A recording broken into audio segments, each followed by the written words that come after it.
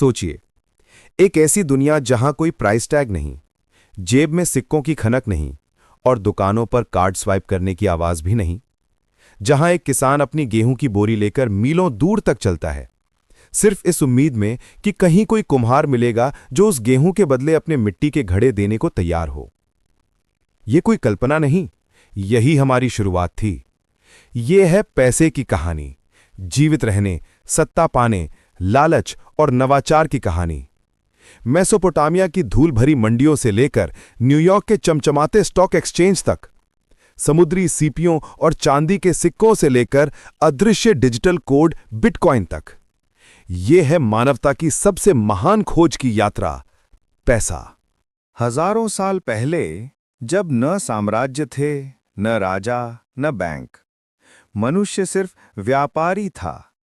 एक चरवाहे को चाहिए था गेहूं, एक किसान को चाहिए थी औजार, और यहीं से शुरू हुआ विनिमय का खेल यानी बार्टर सिस्टम। लेकिन इसमें दिक्कतें थीं। क्या होगा अगर किसान को भेड़ें नहीं चाहिए? क्या होगा अगर औजार बनाने वाले के पास पहले से गेहूं हो?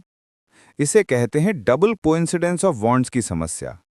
बार्टर असुविधाजनक था, व्यापार किस्मत पर टिका था, और मानव सभ्यता हमेशा बेचैन चाहती थी कुछ बेहतर। लोगों ने ढूंढना शुरू किया ऐसी वस्तु जो सबको मूल्यवान लगे। चीन में कौड़ी के शंख मुद्रा बने, रोम में सैनिकों को मिलता था नमक, यहीं से आया शब्द सैलरी। अफ्रीका में मोतियों और हाथी दांत से लेन देन होता था। फिर आया धातु का युग, सोना और चांदी दुर्लभ, टिकाऊ और सुंदर। समाज ने उन पर भरोसा किया, राज्य ने उन्हें गढ़कर सिक्के बनाए, और देखते देखते सिक्के बन गए सिर्फ व्यापार का साधन नहीं, बल्कि सत्ता का प्रतीक। सबसे पहले सिक्के बने लिडिया, आधुनिक तुर्की में, लगभग 600 ईसा पूर्व। जल्द ही राजाओं ने समझा कि सिक्का सिर्फ पैसा नहीं, बल्कि संदेश है। अलेक्जेंडर महान ने अपने विजय अभियानों में सिक्कों पर अपनी छवि छपवाई। हर लेन देन के साथ उसकी ताकत याद दिलाई जाती। रोमन सम्राटों ने इसे कला बना दिया। सिक्के उनके चेहरे वाले चलन में थे, जैसे चलते फिरते अखबार जो साम्राज्य की शक्ति का प्रचार करते। पैसा अब सिर्फ बाजार का हिस्सा नहीं रहा, ये बन गया पहचान, निष्ठा और नियंत्रण का हथियार। 7वीं सदी, चीन का तांग वंश। व्यापारी लंबी दूरी तक सिक्कों की भारी बोरियां लेकर चलने से परेशान थे। समाधान आया, कागज का पैसा। व्यापारी अपने सिक्के किसी भरोसेमंद एजेंट के पास रखते और बदले में मिलती पर्ची। बाद में सोंग वंश में पहली असली बैंकनोट्स चलन में आई। 13वीं सदी में जब मार्को पोलो चीन पहुंचा तो हैरान रह गया। उसने लिखा, ये कागज ऐसे जारी किए जाते हैं मानो ये शुद्ध सोना चांदी हो। यूरोप ने मजाक उड़ाया, लेकिन बाद में वही विचार उसकी रीढ़ बन गया। मध्यकालीन यूरोप में सुनारों के पास लोग अपना सोना सुरक्षित रखते। वे रसीद देते और धीरे धीरे वही रसीद चलन में आने लगी। यहीं से जन्मा बैंकिंग सिस्टम। फ्लोरेंस के मेडिची परिवार ने आधुनिक वित्त की नींव रखी। बाद में रॉथस्चाइल्ड परिवार ने ऐसा बैंकिंग साम्राज्य खड़ा किया जिसने पूरी यूरोप की राजनीति और युद्धों को वित्त दिया। बैंक बन गए अर्थव्यवस्था की धड़कन।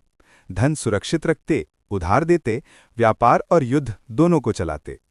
लेकिन हर संकट ने सिखाया, पैसा भरोसा है, और भरोसा कभी भी टूट सकता है।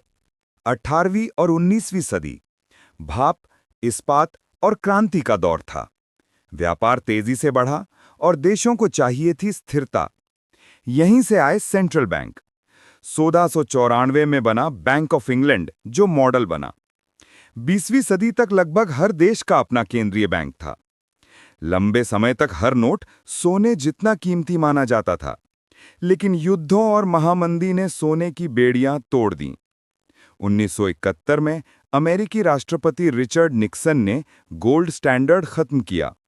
अब कागज का पैसा सिर्फ सरकार के आदेश पर चलता था। यही था फिएट मनी का युग।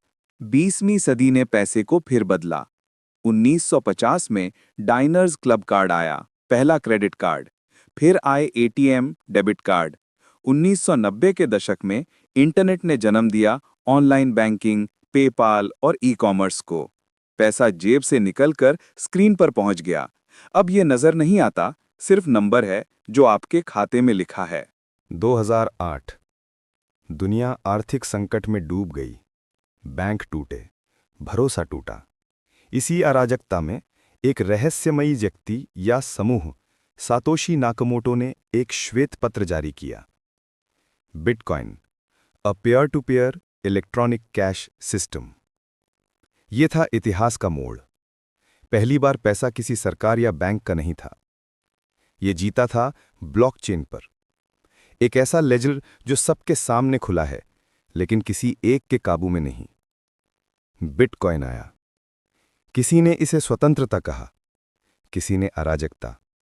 पर एक बात साफ थी, ये पैसे का नया युग था।